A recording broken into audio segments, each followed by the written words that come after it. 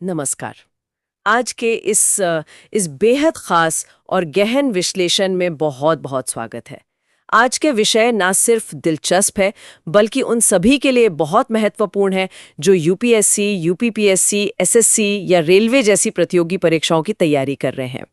आज हम बात करने वाले हैं मुगल साम्राज्य के संपूर्ण इतिहास पर, बाबर से लेकर औरंगजेब तक। जी बिल्कुल। तो चलिए इस पूरे कालखंड को डिकोड करते हैं। अब इतिहास को समझने की जो सबसे पहली सीढ़ी होती है वो है क्रोनोलॉजी, यानी घटनाओं का सही क्रम। और मुगल काल में इतने सारे शासक हुए हैं कि अक्सर ये याद रखना मुश्किल हो जाता है कि हुमायूं के बाद कौन आया, या जहांगीर पहले था या शाहजहां। ये एक बहुत आम परेशानी है तैयारी करने वालों के बीच। तो क्या इन ऐतिहासिक स्रोतों में या आपके पास कोई ऐसी ट्रिक है जिससे इस पूरे कालक्रम को एक ही बार में दिमाग में फिट किया जा सके? देखिए, घटनाओं को एक धागे में पिरोने के लिए एक बहुत ही कारगर और मशहूर ट्रिक है। इसे बस ऐसी याद रखना है: BHAJISABJIFOMASA। मतलब अगर इसे एक लाइन में पढ़ें तो ये है भाजी सब्जी फॉर माँ साहब। भाजी सब्जी फरमा साहब सुनने में तो काफी आसान और मजेदार लग रहा है। हाँ, सुनने में बहुत कैजुअल है, लेकिन ये एक अकेली पंक्ति अपने भीतर पूरे 300 साल का राजनीतिक घटनाक्रम समेटे हुए है। तो इसे थोड़ा खोलकर समझाएं, ये डिकोड कैसे होता है? बिल्कुल। इसके पहले हिस्से यानी भाजी पर आते हैं। बी से बाबर जिसने 1526 में नींव रखी, एच से हुमायूं, ए से अकबर, जे से जहांगीर, और जो आई है उसे हम उच्चारण के लिए जहांगीर के साथ ही जोड़ देते हैं। अच्छा, मतलब शुरुआती मुगल शासक इसमें कवर हो गए। जी। फिर आता है सब्जी। एस से शाहजहां, ए से औरंगजेब, बी से बहादुर शाह प्रथम और जे आई से जहांदार शाह। ये वो समय है ना जहां से साम्राज्य पतन की तरफ जाने लगता है। एकदम सही पकड़ा आपने। और आखिर में जो फरमा साहब है वो उत्तरकालीन मुगल शासकों का क्रम है। अब इस ढांचे को दिमाग में रखने के बाद कहानी की असल शुरुआत करते हैं बाबर से। ऐतिहासिक स्रोतों को जब हम खंगालते हैं तो 1526 के पानीपत के प्रथम युद्ध का जो विवरण मिलता है वो बहुत ही हैरान करने वाला है। वो एक टर्निंग पॉइंट था। बिल्कुल। दिल्ली के सुल्तान इब्राहिम लोदी के पास उस वक्त लगभग 1 लाख सैनिकों की विशाल सेना थी और बाबर के पास मुश्किल से 15-20 हजार सैनिक। इतनी बड़ी असमानता, फिर भी बाबर की जीत कैसे हो गई? देखिए, पानीपत का मैदान इस बात का बहुत बड़ा उदाहरण है कि युद्ध सिर्फ संख्या बल से नहीं जीते जाते। वहां उन्नत तकनीक और सटीक रणनीति की जरूरत होती है। बाबर ने 2 बहुत ही आधुनिक पद्धतियों का इस्तेमाल किया था जो भारत के लिए एकदम नई थी। वो तुलगमा और उस्मानी विधि, राइट? जी हाँ। पहली थी तुलगमा युद्ध पद्धति। इसके तहत बाबर ने अपनी छोटी सेना को एक साथ सामने नहीं उतारा। उसने उन्हें दाएं, बाएं और मध्य की अलग अलग टुकड़ियों में बांट दिया ताकि वो घेर सकें। बिल्कुल। इन टुकड़ियों ने लोधी की सेना को 3 तरफ से घेरकर अचानक हमला कर दिया। इतनी विशाल सेना में भगदड़ मच गई। और ये जो दूसरी विधि है, उस्मानी विधि, या जिसे रूमी विधि भी कहते हैं, ये युद्ध के मैदान में कैसे काम कर रही थी? मैंने इसके बारे में काफी सुना है। उस्मानी विधि असल में तोपखाने को सजाने की एक बेहतरीन तकनीक थी। बाबर ने किया ये कि 2 बैलगाड़ियों को आपस में चमड़े की रस्सियों से बांध दिया और उनके बीच जो खाली जगह बची वहां अपनी तोपें तैनात कर दी। एक तरह का बैरिकेड बना दिया। हाँ, एक बहुत ही मजबूत मोर्चा। और इसका नेतृत्व उसके 2 सबसे बेहतरीन तोपची कर रहे थे, उस्ताद अली और मुस्तफा खान। जब इन तोपों ने आग उगली तो लोदी की सेना के हाथियों ने ऐसी कान फोड़ू आवाज पहले कभी नहीं सुनी थी। वो तो घबरा गए होंगे बुरी तरह से। वो हाथी पीछे मुड़ गए और अपनी ही सेना को कुचलने लगे। तो जो लोधी का संख्या बल था वही उसकी सबसे बड़ी कमजोरी बन गया। क्या बात है। और पानीपत जीतने के बाद बाबर रुका नहीं। 1527 में खानवा का युद्ध, फिर 1528 में चंदेरी और 1529 में घाघरा का युद्ध। लेकिन इन सब में खानवा का युद्ध बहुत अहम माना जाता है, जो राणा सांगा के खिलाफ था। इसमें ऐसा क्या था जिसने मुगलों की जड़ें भारत में जमा दी? खानवा का युद्ध सिर्फ एक सैन्य टकराव नहीं था, बल्कि एक मनोवैज्ञानिक युद्ध भी था। राणा सांगा की राजपूत सेना उस वक्त बहुत ताकतवर थी और बाबर के सैनिक अंदर से बुरी तरह डरे हुए थे। उन्हें लग रहा था कि वो हार जाएंगे। हाँ, तो अपनी सेना का मनोबल बढ़ाने के लिए बाबर ने एक बहुत बड़ा दांव खेला। उसने शराब के सारे प्याले तोड़ दिए, शराब पीने पे बैन लगा दिया और इस युद्ध को जिहाद यानी धर्म युद्ध का नाम दे दिया। इससे सैनिकों में एक अलग ही जोश आ गया होगा। बिल्कुल। और जब बाबर ने ये युद्ध जीता तो उसने गाजी यानी काफरों को मारने वाले की उपाधि ली। यहीं से मुगलों को भारत में एक स्थायी सत्ता के रूप में देखा जाने लगा। बाबर के व्यक्तित्व के कई और रंग भी स्रोतों में मिलते हैं। जैसे पानीपत जीतने के बाद उसने काबुल के हर निवासी को चांदी का सिक्का बांटा तो उसे कलंदर की उपाधि मिली। जी, उसे कलंदर कहा गया। और उसने अपनी आत्मकथा तुजुक बाबरी, जिसे बाबरनामा भी कहते हैं, वो अपनी मातृभाषा तुर्की में लिखी। मुबैयान नामक पद्य शैली का जनक भी उसे ही माना जाता है। लेकिन 1530 में जब उसकी मृत्यु हुई तो हुमायूं के हाथों में जो साम्राज्य आया वो अंदर से बहुत अस्थिर था। बहुत ज्यादा अस्थिर। हुमायूं, जिसके नाम का ही अर्थ होता है भाग्यवान, उसका जीवन इसके एकदम उलट रहा। गद्दी पर बैठते ही उसने एक ऐसी राजनीतिक भूल कर दी जिसका खामियाजा उसे पूरी जिंदगी उठाना पड़ा। वो साम्राज्य का बंटवारा करना। जी, अपने पिता की अंतिम इच्छा मानकर उसने साम्राज्य को अपने भाइयों कामरान, अस्करी और हिंदाल के बीच बांट दिया। राजशाही के नजरिए से ये कितनी बड़ी गलती थी, इसका जमीनी असर क्या हुआ? मजबूत केंद्र मांगती है। साम्राज्य बांटने से हुमायूं की जो सैन्य ताकत थी वो बढ़ गई और राजकोष भी विभाजित हो गया। जब भी किसी बाहरी दुश्मन ने हमला किया तो हुमायूं को अपने ही भाइयों से वो मदद नहीं मिली जिसकी उसे जरूरत थी। और इसी कमजोरी का फायदा उठाया शेरशाह सूरी ने। बिल्कुल। वो अफगान सरदार शेर खान, जो बाद में शेरशाह सूरी बना, वो बहुत करीब से इस विकेंद्रीकरण को देख रहा था। और इसी का नतीजा था 1539 का चौसा का युद्ध।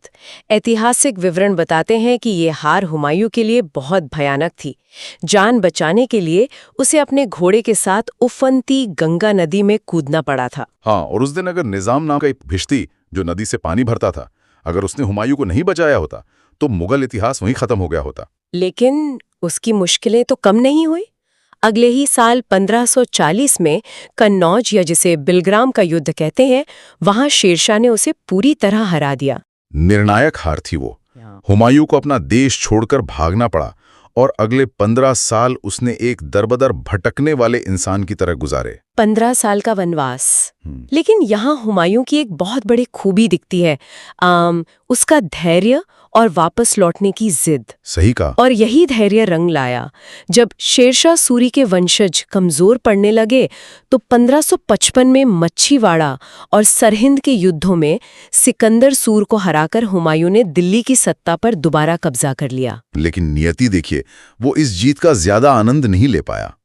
अगले ही साल 1556 में अपने ही बनवाए दीनपन्हा पुस्तकालय की सीढ़ियों से गिरकर उसकी मृत्यु हो गई। जी, इतिहासकार लेन पूल का एक बहुत ही सटीक कोट है इसके बारे में। वो लिखते हैं कि हुमायूं जीवन भर लड़खड़ाता रहा और लड़खड़ाते हुए ही अपनी जान दे दी। तैयारी करने वालों के लिए हुमायूं से जुड़े कुछ और तथ्य भी बहुत काम के हैं। जैसे उसका ज्योतिष में गहरा विश्वास। वो हर दिन के हिसाब से अलग रंग के कपड़े पहनता था, 7 दिन 7 रंग। और उसकी बहन गुलबदन बेगम ने हुमायूं नामा लिखा। दिल्ली में जो उसका मकबरा है, जिसे इराक के मिर्जा ग्यास ने डिजाइन किया था, वो भी बहुत महत्वपूर्ण है। जी, शुरुआती मुगल वास्तुकला का बेहतरीन नमूना है वो। खैर, हुमायूं के बाद स्थिति और नाजुक हो गई। गद्दी पर था सिर्फ 14 साल का अकबर। 14 साल का एक किशोर शासक, और उसके सामने था हेमू जैसा अजेय योद्धा, जिसने लगातार 22 युद्ध जीते थे और विक्रमादित्य की उपाधि ली थी। वो दिल्ली पर कब्जा कर चुका था। 1556 में पानीपत के दूसरे युद्ध का मैदान सजा। मुगल सेना का नेतृत्व अकबर के संरक्षक बैरम खान कर रहे थे। एक समय तो ऐसा लग रहा था कि मुगलों का सफाया हो जाएगा, लेकिन अचानक युद्ध के बीच एक तीर हेमू की आंख में जा लगा और पासा पलट गया। बिल्कुल, हेमू हाथी से गिर पड़ा, सेना में भगदड़ मच गई और मुगलों ने हारी हुई बाजी जीत ली। यहां से अकबर का दौर शुरू होता है। उसने आमेर के राजा भारमल की पुत्री जोधाबाई से विवाह किया। ये जो सुलह कुल की नीति थी, इसका असली मकसद क्या था? अकबर बहुत ही व्यावहारिक शासक था। वो समझ गया था कि मुट्ठी भर विदेशी मुगलों के बल पर भारत जैसे विशाल और बहुसंख्यक हिंदू आबादी वाले देश पर राज नहीं किया जा सकता। उसे स्थानीय समर्थन चाहिए था। जी, उसे राजपूतों की वफादारी की जरूरत थी। इसलिए उसने 1564 में गैर मुस्लिमों पर लगने वाले जजिया कर को पूरी तरह हटा दिया। ये एक मास्टर स्ट्रोक था। उसने सुलह कुल यानी सभी धर्मों के साथ शांति की नीति अपनाई। 1575 में इबादत खाना बनवाया जहां सभी धर्मों के विद्वान चर्चा करते थे, और 1582 में दीने इलाही शुरू किया। इससे उसने एक स्थायी और मजबूत साम्राज्य की नींव रखी। एक और शब्द जो प्रशासन के संदर्भ में बार बार आता है वो है मनसबदारी प्रथा। अक्सर छात्र इसमें जात और सवार को लेकर बहुत कंफ्यूज हो जाते हैं। ये व्यवस्था जमीन पर कैसे काम करती थी? इसे एक बहुत ही आसान उदाहरण से समझते हैं। मनसबदारी असल में एक रैंकिंग या ग्रेडिंग सिस्टम था। मान लीजिए अकबर के दरबार में किसी अधिकारी को 5000 जात और 2000 सवार का मनसब मिला। ओके। तो यहाँ जात का मतलब है उसकी हैसियत और उसकी व्यक्तिगत तनख्वाह, यानी दरबार में उसका रुतबा क्या होगा और उसे कितना वेतन मिलेगा, ये जात से तय होता था। और सवार का क्या मतलब हुआ? सवार का अर्थ था कि उस अधिकारी को अपने खर्चे पर ठीक 2000 घुड़सवार सैनिक और घोड़े हर वक्त तैयार रखने होंगे। इसका सबसे बड़ा फायदा ये हुआ कि अकबर को अपनी तरफ से एक विशाल स्थायी सेना पालने का भारी खर्च नहीं उठाना पड़ा। विशाल सेना हमेशा तैयार रहती थी। बहुत स्मार्ट मूव था ये। और राजस्व के लिए टोडरमल का जो 10 साला बंदोबस्त था वो भी बहुत वैज्ञानिक था। पिछले 10 साल की पैदावार के आधार पर टैक्स तय होता था। बिल्कुल। प्रशासनिक और सांस्कृतिक दोनों मोर्चों पर अकबर का काल बहुत समृद्ध था। उसके 9 रत्न बहुत मशहूर हुए, बीरबल, अबुल फजल, तानसेन। इसी वजह से उसके काल को हिंदी साहित्य का स्वर्ण काल भी कहा जाता है। 1605 में अकबर की मृत्यु के बाद जहांगीर का दौर आता है। अकबर ने जो ढांचा खड़ा किया था, जहांगीर के सामने उसे बरकरार रखने की चुनौती थी। जहांगीर, जिसका बचपन का नाम सलीम था, गद्दी पर बैठते ही उसने नूरुद्दीन मोहम्मद जहांगीर की उपाधि ली और सत्ता में आते ही उसने 12 अध्यादेश जारी किए जो जनता में काफी लोकप्रिय हुए। जैसे शराब पर रोक और न्याय की जंजीर। जी, पशु वध पर पाबंदियां लगाईं और अन्याय के खिलाफ सीधे शिकायत करने के लिए आगरा के किले में सोने की न्याय की जंजीर लगवाई, जिसमें 60 घंटियां थी। लेकिन उसके शासन की शुरुआत में ही एक बहुत बड़ा पारिवारिक और राजनीतिक संकट खड़ा हो गया था। उसके अपने ही बेटे खुसरो ने विद्रोह कर दिया। और यहीं से एक ऐसा ऐतिहासिक मोड़ आता है जो आगे के समीकरण बदल देता है।